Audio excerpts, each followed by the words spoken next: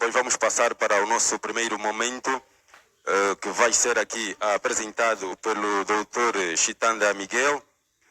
Ele que vai falar-nos sobre como empreender, criar o próprio negócio, a título daquilo que o Grupo Afetkilo passou na peça. Então o Dr. Chitanda vai dar-nos aqui mais ênfase. Vou pedir já para fazer parte aqui, para vir aqui no nosso púlpito. Exatamente. Dizer que o Dr. Chitanda Miguel é mestre em contabilidade, fiscalidade e finanças empresariais, é ainda docente efetivo na Faculdade de Economia da Universidade José Eduardo dos Santos desde 2014, é professor colaborador do Instituto Superior Politécnico Equique II, é ainda chefe do Departamento de Empreendedorismo do Instituto Superior Politécnico da Caala, é também formador do INAPEM, formador certificado pela Rede Nacional de Incubadoras de Angola, é consultor do Programa das Nações Unidas para o Desenvolvimento, é ainda membro da Ordem dos Contabilistas e Peritos Contabilistas de Angola, dentre outras tantas coisas que ele faz e é. Vou pedir uma forte salva de palmas para o Dr. Chitanda Miguel. Temos aqui 30 minutos, aproximadamente 45 minutos, uma aula, né? Um tempo. Para o doutor dar-nos então aqui esta aula e depois vamos seguir com os momentos de interação com os nossos estudantes e os nossos convidados. Vamos a esta dinâmica, então vamos a isso, doutor. Força. Muito obrigado, prezado mestre cerimônia. Saudações extensivas a todos os presentes. Algum realce à mesa presídio.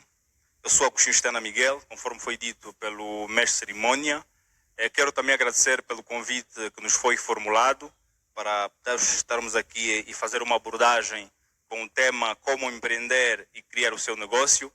Dizer que é um tema com uma complexidade, com uma vasta abordagem, porém dentro do pouco tempo que nos deram, procuraremos então fazer a abordagem tanto a mais sintética possível. A nossa apresentação tem como objetivo, tanto garantir que no final possamos compreender o mecanismo de criação, tanto de negócios, e nesta perspectiva gostaríamos de começar aqui com alguma reflexão que está voltada àquilo que é o conceito de empreender, dos enésimos conceitos que existem a nível de empreender. Podemos olhar aqui em três perspectivas. A primeira perspectiva, empreender, está associada à questão do tempo. Disse que o tempo é dinheiro, tempo é um recurso escasso, domínio difícil, não renovável, e olharmos para questões relacionadas com as competências, quer sejam competências técnicas e outras, e olharmos nos aspectos comportamentais. Se a componente empreender envolve competências técnicas e comportamentais e outros elementos, então estamos aqui a querer dizer que empreender envolve os três saberes: o saber saber, saber ser e o saber fazer.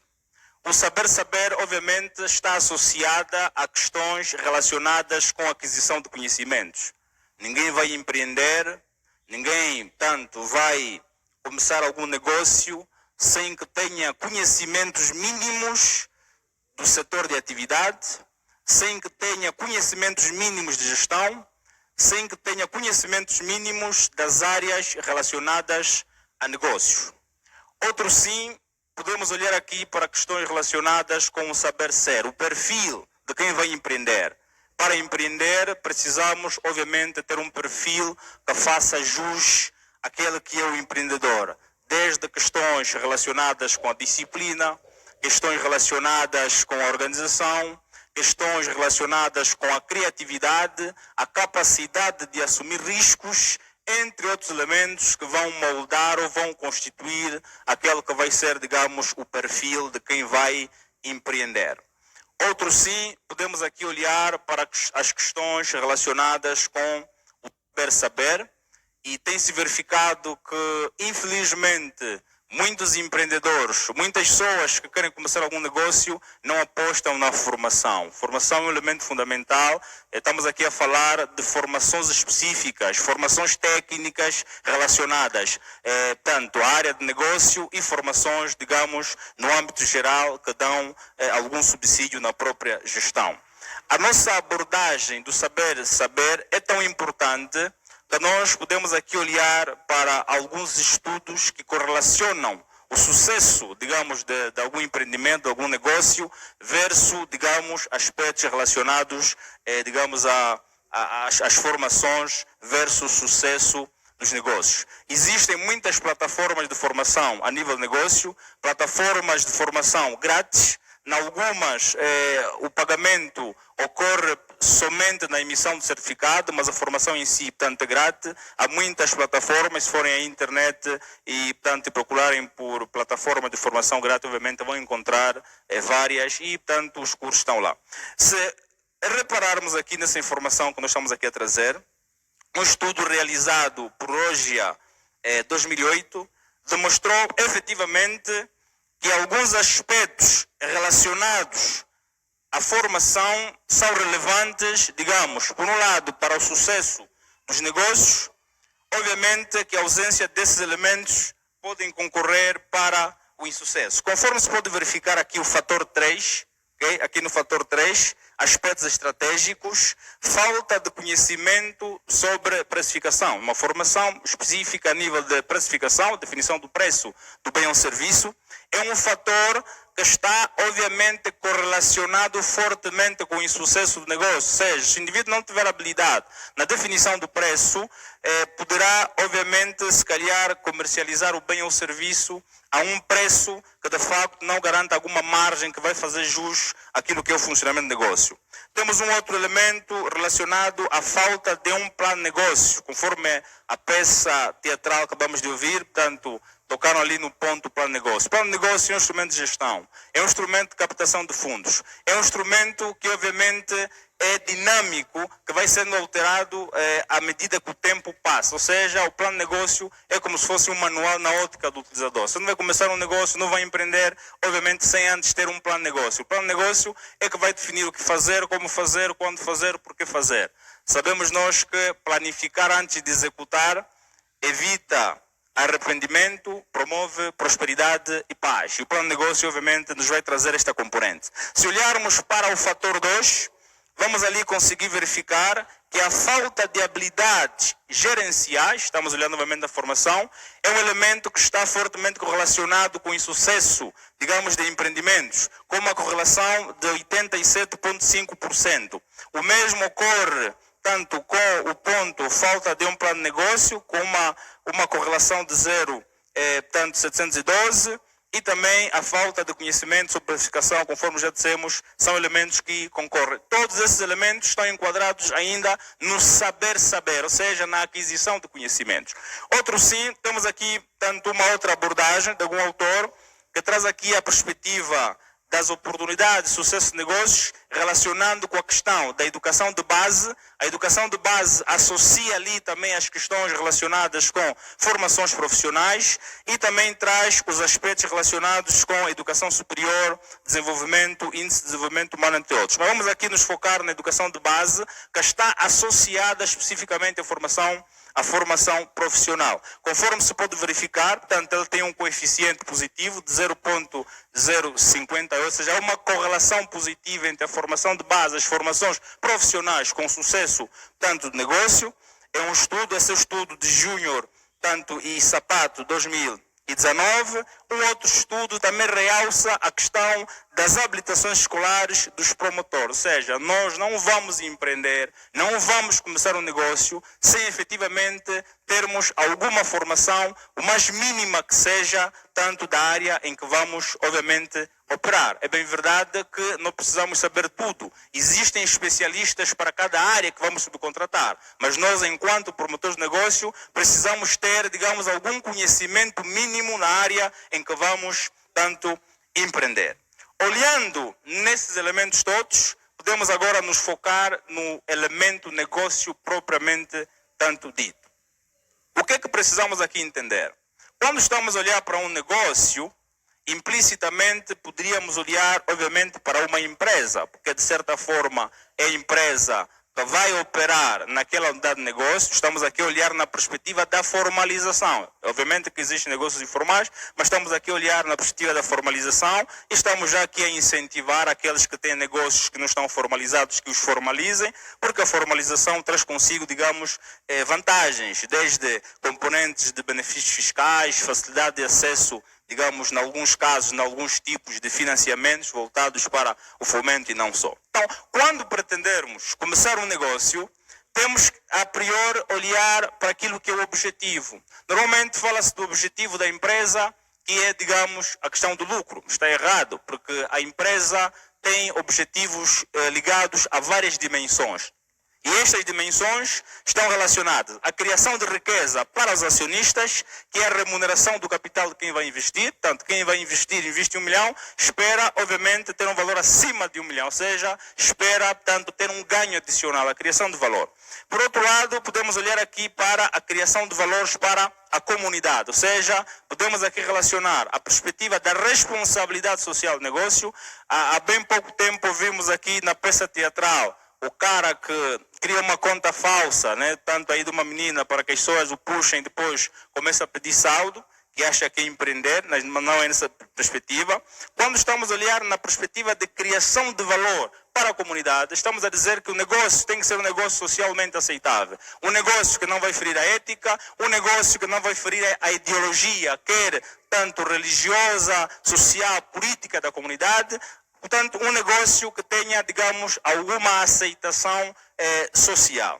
Numa outra perspectiva, podemos aqui assumir que a criação de valores para os sócios ou os acionistas, a criação de valores para a comunidade, só será possível através da satisfação das necessidades do cliente. Ou seja, estes elementos todos estão subordinados à criação de valor do cliente. O cliente é o rei do negócio, sem cliente não há negócio. Então, para começarmos um negócio, o nosso foco, obviamente, vai ser o cliente. Identificar que necessidade existe e que esta necessidade nos vai remeter tanto a satisfazê-la. Olhando nessa perspectiva, o nosso negócio só será possível, conforme dizia, se olharmos para o cliente, se olharmos na necessidade que o cliente tem, se olharmos na dor que o cliente sente, porque é esta dor que vai ser o elemento de partida que nos vai permitir definir um bem ou serviço que, ao satisfazer a dor do consumidor, ao darmos algum valor para tanto o cliente, vamos arrecadar outro que vai permitir satisfazer os sócios acionistas, que vai permitir criar valor para a comunidade. Então, nessa perspectiva, devemos a priori olhar na descoberta do cliente, que está associada à necessidade. Porque quando vamos empreender, nós vamos resolver um problema, quer seja um problema de pessoas físicas ou problema de pessoas jurídicas, mas tudo está associado, digamos, a alguma necessidade. E esta componente, obviamente, cai no aspecto descoberta do cliente versus necessidade. Após a descoberta do cliente, aí sim vamos para a fase da validação do cliente. Validar o cliente é quê? É garantir que aquele indivíduo que tem necessidade tenha, obviamente, algum rendimento, tenha interesse e tenha, obviamente, acesso. Quando se aborda a questão do cliente, não é uma questão meramente demográfica. O facto de existirem pessoas não significa que essas pessoas constituem os nossos clientes. Existem pessoas que se calhar não vão ter interesse naquilo que queremos oferecer. Existem pessoas que tendo interesse podem não ter rendimento. Existem pessoas que tendo interesse, tendo rendimento, podem não ter acesso, digamos, ao bem ou serviço que podemos tanto oferecer. Nessa perspectiva, faz-se a validação do cliente garantindo os 3 elementos. Tem rendimento, tem interesse, tem acesso. Se sim, então temos ali a fase da validação, e essa fase da validação vai nos garantir, obviamente, a existência da demanda. Havendo esses elementos, podemos ir para o ponto 4, que é a estruturação do negócio. Normalmente, o que é que nós fazemos? Vamos para o ponto 4, estruturação do negócio. Elaboramos já, em alguns casos, o plano de negócio, em outros casos não, em função do rendimento que temos, começamos o negócio. Sem antes garantir a descoberta do cliente, validar este cliente e, portanto, garantir a estruturação do negócio. tendo esses elementos previamente definidos, aí sim podemos olhar num elemento fundamental, o chamado produto mínimo viável. O produto mínimo viável, estamos aqui a olhar para o bem ou serviço que atenda às necessidades que o cliente, obviamente, apresenta. E essa análise do produto mínimo viável, para ser validado, vamos olhar aqui em 3 situações. Expectativa versus satisfação, expectativa igual a satisfação e expectativa menor que a satisfação.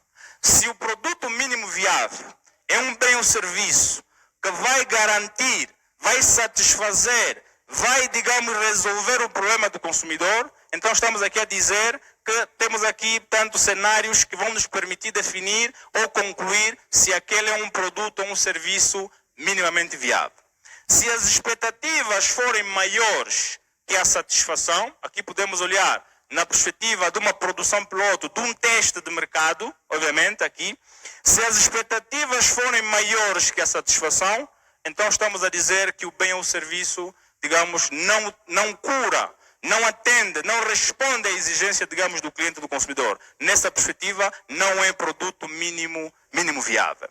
O outro sim, podemos ter um caso em que a expectativa seja igual à satisfação. Se a expectativa for igual à satisfação, estamos a dizer que o cliente encontra no bem ou serviço aquilo que procura. Consegue resolver o seu problema com aquele bem ou serviço. Nessa perspectiva, esse bem ou serviço vai concorrer para produto mínimo viável. Podemos validar. Outro sim, podemos ter aqui um outro caso que a expectativa é menor que a satisfação, ou seja, o cliente encontra um valor no bem ou serviço muito acima daquilo que ele esperava. Portanto, aqui também vamos validar como produto mínimo viável. Portanto, esta validação, que se for um produto que permite fazer um protótipo, podemos fazer, levar para o mercado. Aqui estamos a dizer, portanto, por exemplo, nos casos em que queremos, vamos supor que queremos aqui produzir um bem, vamos olhar para um refrigerante qualquer. Nós podemos ter uma produção piloto, com esta produção piloto e para o mercado as pessoas vão provar, vão dar o feedback e este feedback vai permitir concluir se tanto o produto se enquadra ou não a nível do produto mínimo viável. Tendo o produto mínimo viável, aí sim temos consciência de que temos um bem ou serviço que vai permitir satisfazer alguma necessidade. E também já sabemos que existe o indivíduo que tem essa necessidade e o indivíduo tem interesse, tem rendimento e tem, obviamente, acesso ao bem ou serviço. Nessa perspectiva, portanto, estamos alinhados na criação, digamos, do negócio. Após esses elementos todos, vamos para a fase da criação do modelo de negócio, que podemos aqui usar várias ferramentas. E uma das ferramentas que, portanto, utiliza-se, dada a simplicidade da mesma, é o modelo de negócio, portanto, Business Canvas. Portanto, este modelo apresenta, digamos, 9 componentes, sendo a primeira que problemas do nosso público estamos ajudando a resolver. Quer dizer, que este problema já identificamos a priori, quando validamos o cliente, quando tivemos na fase da descoberta do cliente. Portanto, aqui é só já começar a fazer o preenchimento. Ponto 2. Para quem estamos criando valor? Ou seja, qual é o nosso segmento de clientes? O mercado é vasto, nós vamos operar para um segmento específico. E esse segmento a gente já sabe quando fizemos a validação, digamos, dos mesmos clientes. Através de quais canais atingimos nossos segmentos de público ou de clientes? Como é que nos vamos relacionar? Como é que o produto ou o serviço vai sair da nossa empresa para, digamos, o nosso cliente? É um infoproduto? É um produto digital? É um produto que vai exigir alguma entrega? Qual é o mecanismo que vai ser usado? Quer dizer, esses elementos todos vão concorrer para a parametrização, digamos, do nosso negócio. Que tipo de relacionamento, portanto, teremos com o nosso público? Aí estamos a olhar nas questões relacionadas com os valores, princípios, digamos, da instituição, honestidade, entre outros elementos. Como é que vai ser a relação entre outros elementos? Podemos aqui olhar para o ponto 5, por quais valores nosso público estão realmente interessados em pagar. Porque quando a gente compra um telefone, nós não estamos a pagar o telefone. estamos a pagar o valor que o telefone, portanto, tem para nós. Estamos a pagar, portanto, as necessidades que o telefone, obviamente, vai resolver. Podemos aqui olhar para o ponto 7. Que atividade-chave a nossa proposta de valor exige para nos oferecer esse produto mínimo viável ao nosso consumidor. Que atividades-chave devemos desenvolver para garantir isso? Que recursos necessitamos para oferecer este bem ou serviço ao nosso cliente? Portanto, podemos aqui também olhar para questões relacionadas a quem são os nossos principais parceiros. Portanto, que vamos juntos trabalhar para garantir, digamos, a criação deste valor. Estamos aqui a analisar aquilo que é a nossa cadeia de valor. No fundo, portanto, é um mapa que é preenchido fundamentalmente com as informações obtidas a priori, de acordo às fases que nós apresentamos.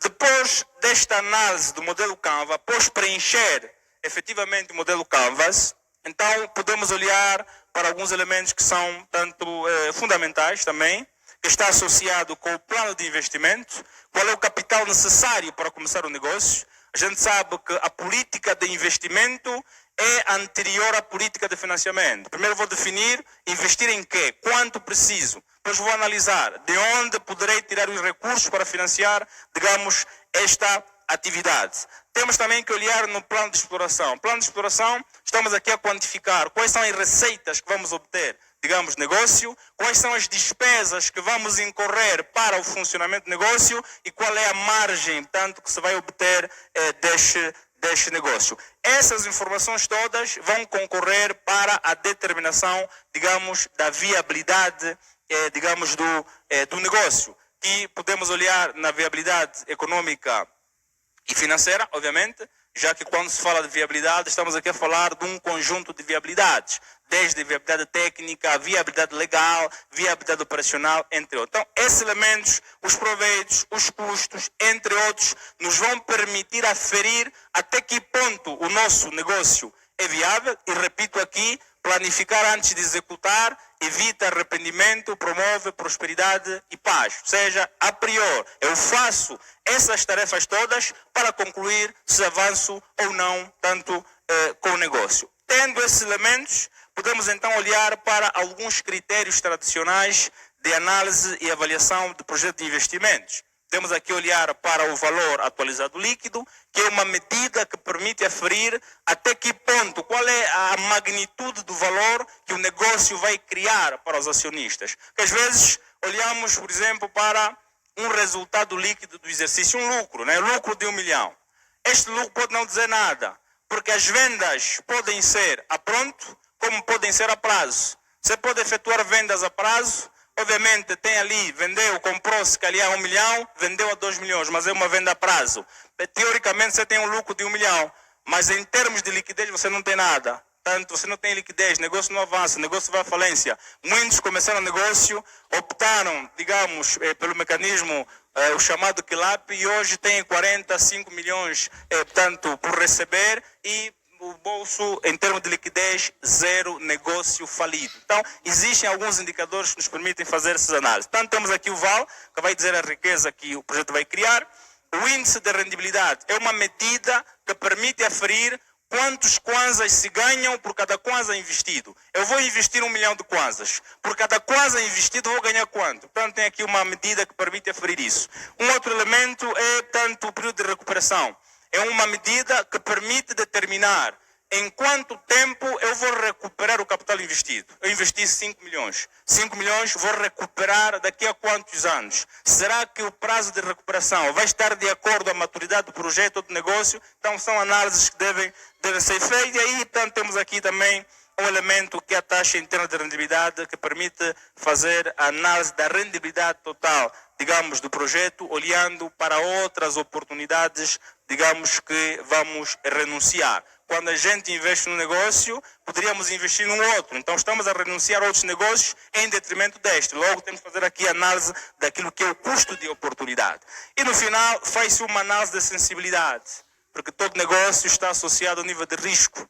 E o risco, obviamente, está associado a vários elementos, quer sejam endógenos ou exógenos. Nessa perspectiva, temos que definir, portanto, primeiro, identificar que níveis de riscos, que tipos de riscos estão associados ao negócio, que medidas, que planos de mitigação nós podemos aqui definir para minimizar o impacto desses riscos sobre o nosso negócio. Tanto sabe-se que o meio envolvente é dinâmico. Se o meio envolvente é dinâmico, obviamente que a nossa análise deve incorporar questões que acompanhem essa dinâmica, digamos, do meio envolvente. Até porque o comportamento varia de cliente para cliente, o comportamento varia no mesmo cliente ao longo do tempo. Então temos que prestar atenção, digamos, em alguns elementos que podem concorrer para efeito. Portanto, de forma muito síntese, esta é a abordagem que nós tínhamos por fazer. Conforme dissemos, é uma matéria, digamos, muito vasta, que requer, digamos, mais tempo e uma abordagem um pouco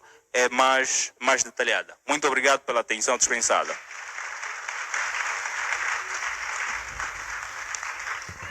Muito obrigado, Dr. Agostinho Chitanda Miguel, por esta brilhante apresentação. Vamos então agora seguir para os momentos de intervenção e também algumas perguntas dos nossos convidados. Então vamos proceder às inscrições.